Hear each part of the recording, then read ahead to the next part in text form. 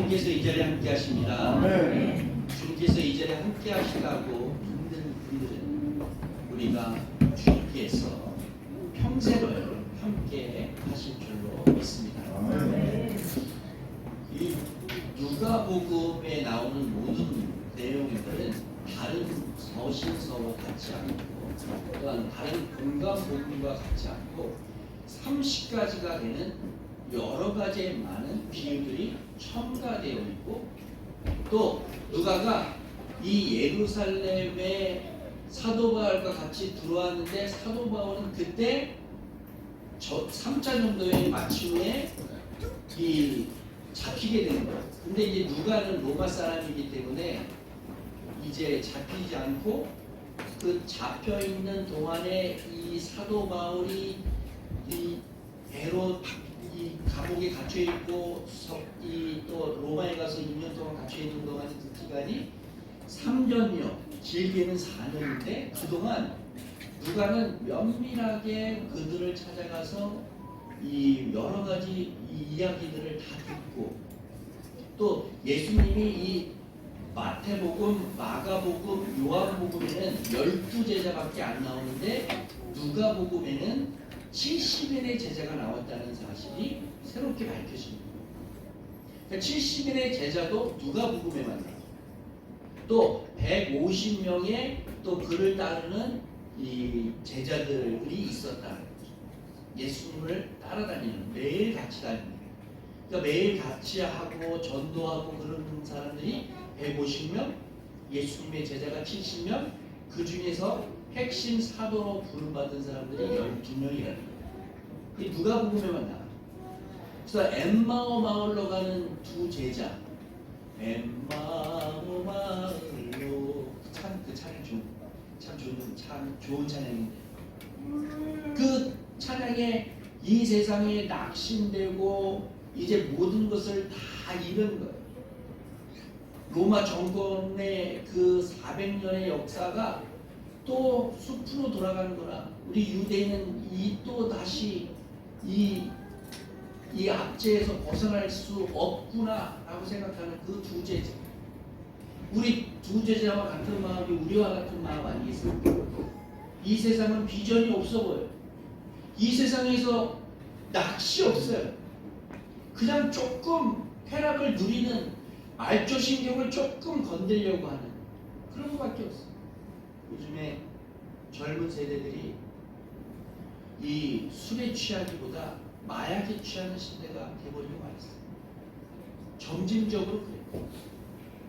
네덜란드, 덴마크, 북유럽은 이제 뭐 대만초 그리고 일반적인 그냥 약들은, 마약들은 그냥 합법화가 돼버리고 말았어요. 그러니까 세상은 점진적으로 악해지기 시작해요. 51개 주에 미국의 16개 주가 대마초가 합법이에요.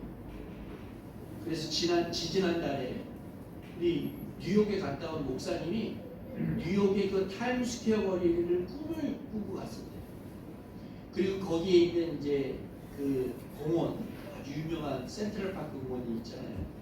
거기서 자기 낭만 있을 때 나홀로 집에 영화 보고 막 이런 거 보고 너무 좋아서 갔다는 거예요. 가니까 골목마다 대마초 냄새 때문에 걸어다닐 수가 없었다는 거예요. 머리가 너무 아파요. 이제 미국 꿈꾸지 마세요. 미국 여행 가지 마세요. 그냥 영화나 드라마를 보는 게 제일 좋아요. 왜 그럴까? 내가 정말 왜 그럴까? 세대는 점진적으로 악해지고 있어요. 그렇기 때문에 이 삶이 없고 희망도 없는 것 같아요. 우리는 그 엠마오를 가는 두 제자의 마음처럼 그 마음을 가져야 돼요. 근데 예수님을 만났을 때 다시 어떻게 됐어요? 다시 예루살렘으로 돌아가요. 그리고 탕자의 비유, 삭개오는 누가복음에 만나. 삭개오, 이 세상에는 필요 없는 것 같은 사람인데 예수님을 만나서 올바른 사람이 된 삭개오. 그런데 오늘 나오는 이 누가복음 1장에 나오는 첫 단추를 예수님을 열지 않고 어떤 사람을 열었느냐? 사가랴하고 엘리사벳이라는 사람이 그 문을 열어. 엘리사벳, 사가랴가 뭐가 그렇게 중요하냐? 그러니까 세례 요한의 아버지였다라고 그냥 간단히 기록하면 되는데 그렇게 하지 않고 이 역사의 이 새 역사의 주인공 여명이 밝아오기 시작하는데 그때의 가장 큰 사람이 어떤 사람이냐 하는 거예요. 그리고 그 예수님이 오기 전 예수님이 활동하기 전 30년 동안 활동해야 할 사람, 그 사람의 부모가 누구냐는 거예요. 옛날에는요, 이 400년 동안 제사장들이 다른 사람들을 착취하고 여러 성전이 성전문을 닫았고 성전 또한 무너지고 말았어요. 그러니까 제사장들이 다른 사람 헌금하는 거나 뺏어 먹고 그 과부나 고아라고 돕는다 그러고 그 제사 다 갖고 와요. 갖고 온 다음에 과부를 버려버리는 거예요. 그런 아주 흉악한 시대가 돼요. 그래서 전 재산 교회에 기부하십시오라는 목사는 제대로 된 목사가 없어요. 그게 착취한. 요즘에도 마찬가지예요. 기도해 줄 테니까 1억 갖고 와라. 뭐 이런 사람들이 있어요. 아무 하나님 예수님께서 하신 그대로 하지 않는 목사는 목사를 할 수 없어요. 올바른 인도자라고 할 수 없어요. 예수님께서 하나님께서 얼마나 답답하시면 말라기 1장 10절에 이런 말씀을 하셨어요. 예수님이 직접 하나님께서 직접 너희 가운데서라도 누가 성전문을 닫아 걸어서 너희들이 내 제단에 헛된 물을 피우지 못하게 하면 좋겠다. 없나요? 피우지 않는다. 하나님 싫다는 거예요.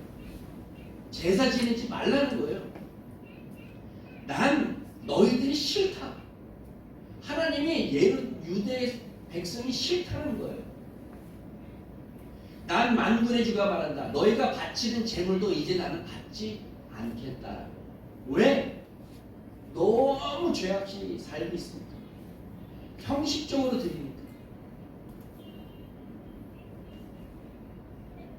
이거는 저희를 낮추려고 얘기하는 게 아니에요. 요즘에 신학교에 신학과 가보세요. 옛날에는요 목사 된다는 사람들 똑똑한 사람들이 많이 왔어요. 서울대 법대 철학과 이런 분들이 목사 된다고 왔어요. 요즘에 다 금이 있고 그런 사람들로 채워졌어요. 조금 똑똑하면 목사 시킨다는 사람이 있어요. 여러분 아들들이 좀 똑똑하면 목사 되고 싶으세요? 아니면 좀 돈 많이 버는 자녀가 되기 원하세요? 그러니까 우리 마음속부터 헛된 걸 구하는 거예요. 하나님께서 안 받겠고 그래서 400년 동안 말씀을 안 하신 거예요. 말씀조차도 안 하고 제사를 내버려 뒀어요. 그런데 그 400년 동안 그런 의인이 있는 거예요. 그 의인을 통하여 새로운 빛의 문을 여는데 그분이 사가랴, 엘리사벳 두 부부예요. 종교의 부패는요 지금도 여전히 늘 계급사회처럼 목사 밑에 장로 밑에 집사 아니에요. 헛된 얘기를 퍼뜨린 거예요. 암흑기간 중에 하나님은 그 구속사역의 결정적인 시기를 준비하고 그 결정적인 예수님을 보내기 위하여 예배에 놓으신 두 부부가 있었는데 한 부부가 있었는데 그 부부의 이름이 사가랴, 스가랴. 근데 우리 스가랴라는 서가 구약에 있잖아요. 스가랴는 뭐고 사가랴는 뭐냐? 같은 말이에요. 똑같은 어원이, 똑같은 어원이고 똑같은 말이에요. 이 요한이란 말이 하나님을 예배하는 자라는 말이거든요. 똑같이 스가랴도 하나님을 예배하는 거예요. 스가랴, 사가랴 똑같은 말인데 철수 똑같이 썼는데 요거는 신약 성경에 헬라어 성경으로 썼잖아요. 그러니까 히브리어로는 스가랴, 헬라어는 샤가랴. 근데 샤가랴라고 쓰긴 그러니까 우리나라 한국말로 그냥 사가랴라고 씁니다. 근데 원어적으로 보면은 그냥 스가랴 하는 게 맞아요. 그래서 스가랴와 엘리사벳도 이 헬라어예요. 그러니까 이 하나님을 예배하는 두 부부가 있을 때 그 두 부부는 어떤 가정이었느냐? 의롭고 흠이 없이 행하는 자입니다. 하나님은 의롭고 거룩한 사람을 사용하신다라고 주님께서 말씀하십니다. 이 유대 왕 시대 때에 이 시대 때는 아주 암울한 시대예요. 5절 말씀에 보니까 유대 왕 헤롯 때에 아비야의 조에 배속된 제사장으로서 사가랴라고 하는 사람이 있었다. 그의 아내는 아론의 자손인데 이름은 엘리사벳이었다라는 거예요. 대제사장은 아론의 두 아들 엘리아살하고 이다말이 이 둘째 이 원래는 셋째 넷째거든요. 첫째 둘째는 이 잘못 불을 들이다가 불타 죽었잖아요. 그래서 그것을 이어받은 엘리아살과 이다말의 24자손이 정통한 자손이에요. 그래서 24반열이라고 해요. 24반열이 이 24명이 돌아가면서 1년 동안 성전에 1년에 한 달에 2번씩 제사장 집으로 수행하려고 이 역할을 감당하는 거예요. 이 다윗에서부터 지금까지 하는데 지금 이스라엘은 제사장이 없어요. 그리고 아론의 자손을 찾으려고 막 노력을 엄청나게 해요. 근데 아론의 자손을 찾을 수가 없어요. 그래서 내가 아론의 자식이다라고 하는 사람들이 막 곳곳에서 나타났는데 다 가짜임을 판명이 나는 거예요. 그러면 지금 그 이스라엘에 있는 막 모자 쓰고 수염 기르고 이런 사람들이 누구냐? 이 사람들은 폴란드 사람들이에요. 폴란드계 유대인. 지금 한 200만이 넘는다 그러는데 그분들은 그냥 뭐라 그럴까? 이스라엘에서 그냥 예배하는 자, 그냥 그거 하는 자, 아직까지 제사장으로 판명된 사람은 이스라엘은 지금 없는 거예요. 예배하는 자로서 그냥 사용한 거죠. 그런데 그때 당시에는 이 헤롯 왕이 즉위했었고 24반열 가운데 8번째가 바로 이 스가랴였던 거예요. 그의 아내 엘리사벳도 아론의 자손이었다라는 거죠. 그러니까 아론의 자손들은 아론의 자식끼리 결혼했기 때문에 지속적으로 내려올 수 있었다는 것입니다. 이 아론의 자손들은 자기 가문에서 결혼해서 제사장 가문의 혈통을 계속해서 지켜왔던 거예요.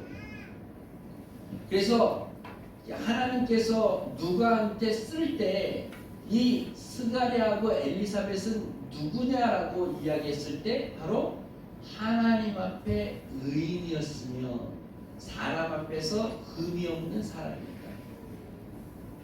메시아의 길을 예비할 세례 요한이 태어나게 합당한 가정이었다.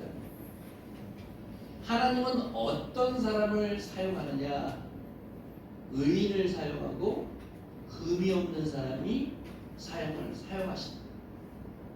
그러면은 이 디모데 전서에 나오는 올바른 재직들은 어떤 재직을 뽑아야 되느냐?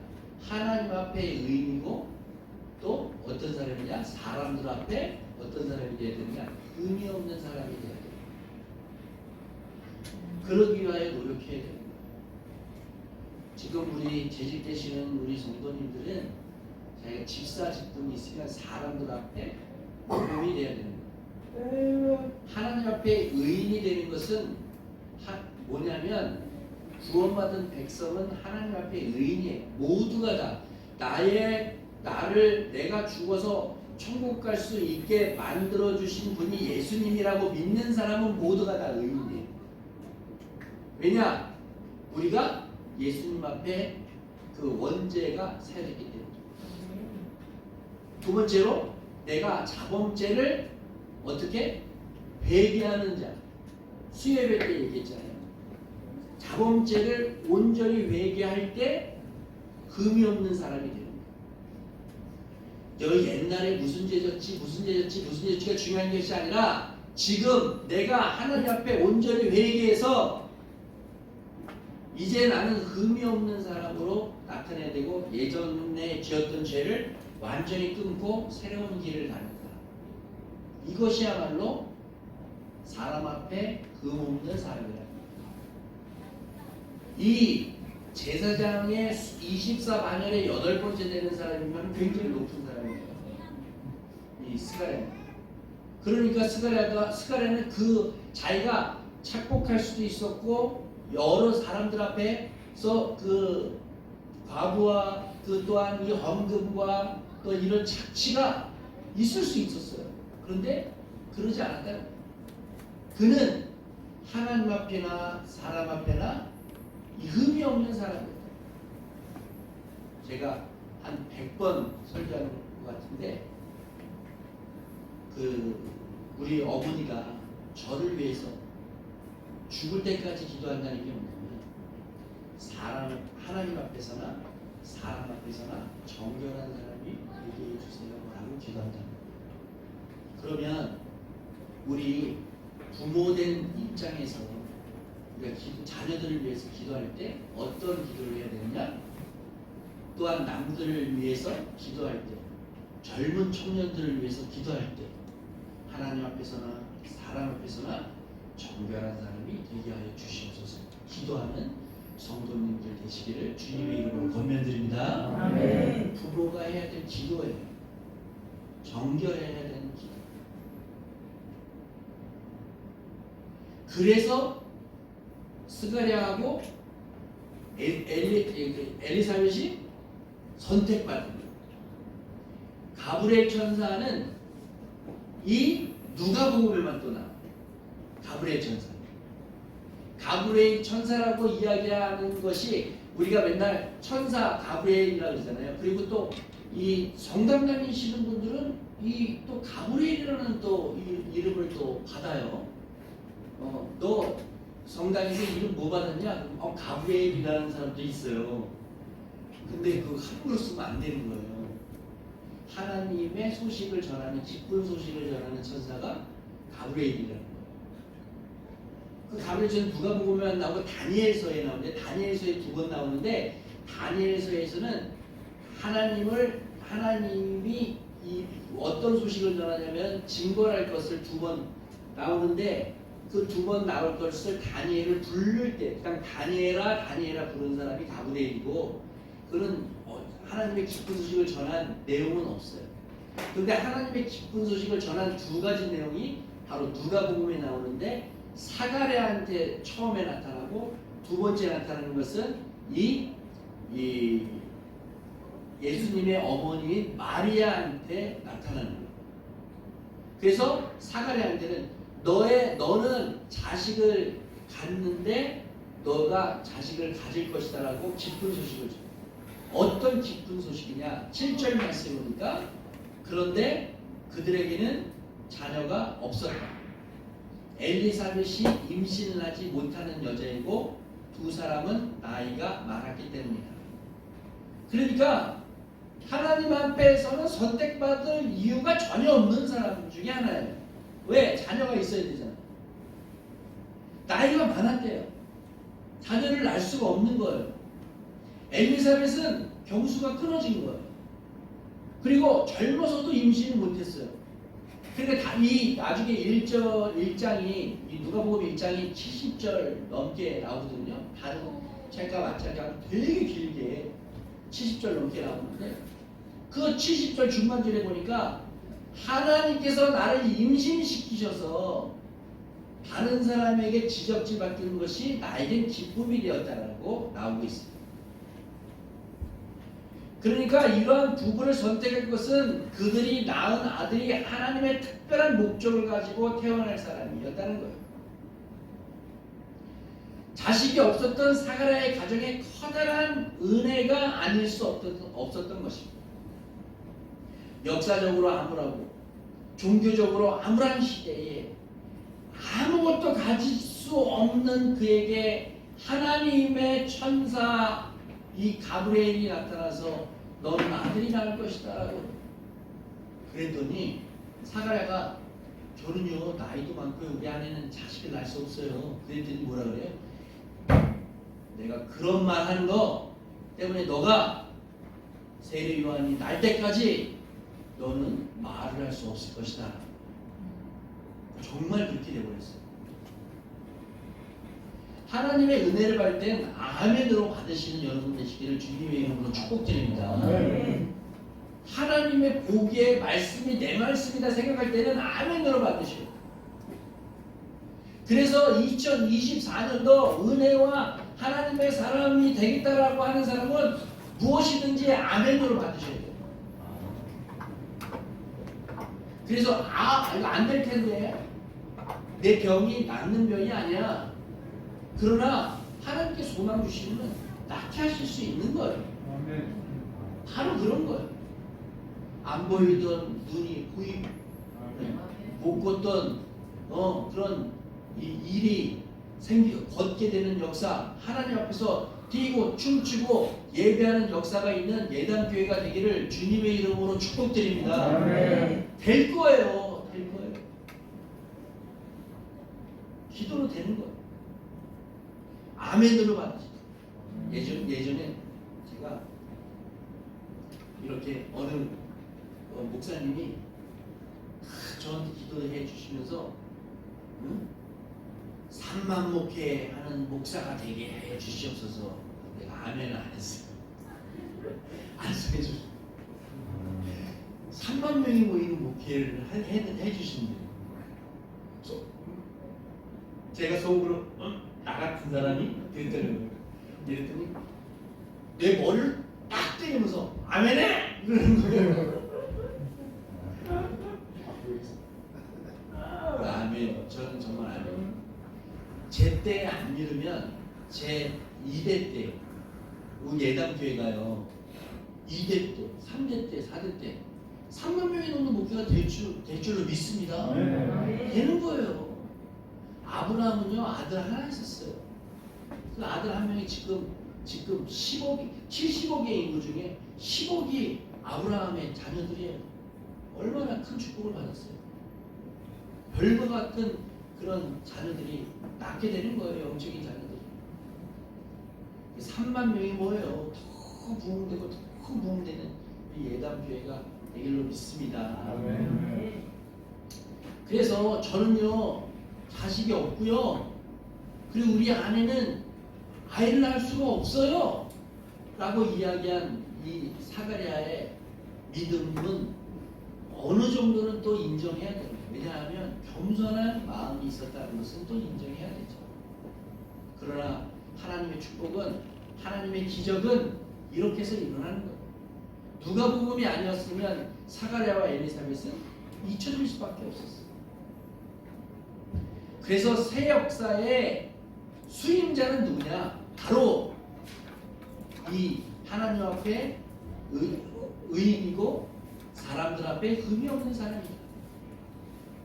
정치적으로 로마의 속국이었고 유대는 종교적으로 세속의 노예로 타락해 있었습니다. 대제사장들은 성전에서 물건을 강매한 부당한 이유로 이 많은 부를 쌓았어요. 양을 갖고 올 수, 이 예루살렘까지 갖고 올 수 없으니까 양 한 마리에 30만 원인데 예루살렘에 와서 끌고 오기가 힘드니까 저 멀리서부터 올 때 자기가 와서 여기서는 막 50만 원, 100만 원 이렇게 파는 거예요. 그래서 그걸 제사를 드리고 그 고기도 자기네들이 다 나눠 먹어야 되는데 그 고기도 시장에 내다 파는 거예요. 그러니까 얼마나 많이 착복을 하는 거예요.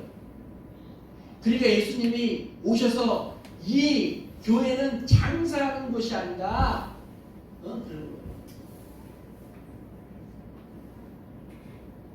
역사의 핵심은 인간이에요. 하나님은 사람을 통해 역사하세요. 바로 그거예요. 우리는 그걸 알아야 돼요. 나의 가정이 내가 처음으로 교회를 믿는 사람이라면 내가 하나님 앞에서 의인이 되어야 하고 사람 앞에 의없는 사람이 되어야 돼요. 그런 가운데 하나님은 사람 앞에 의인이며 사람 앞에 흠없는 제사장 사가랴를 선택하십니다. 그래서 새 역사의 수임자는 새로운 종교적 사모를 가진 자로서 시작하지 아니하면 안 됐던 거예요. 그렇기 때문에 낳을 수 없고 또한 아이를 가질 수 없는 그런 가정에게 하나님의 역사하심을 통하여 세례 요한이 나타나게 됩니다. 만왕의 예수님이 태어날 마리아에게도 찾아가서 1장에 찾아가서 너는 성령으로 잉태될 것이다. 그랬더니 마리아가 저는 남자를 모르는데요 라고 얘기했어요. 성령으로 잉태할 것이다 라고 1장 하반절에 나왔어요. 하나님의 역사는 그런 정결하고 그렇다면 내가 그 일을 수행하겠나이다 라고 마리아는 얘기했던 거예요.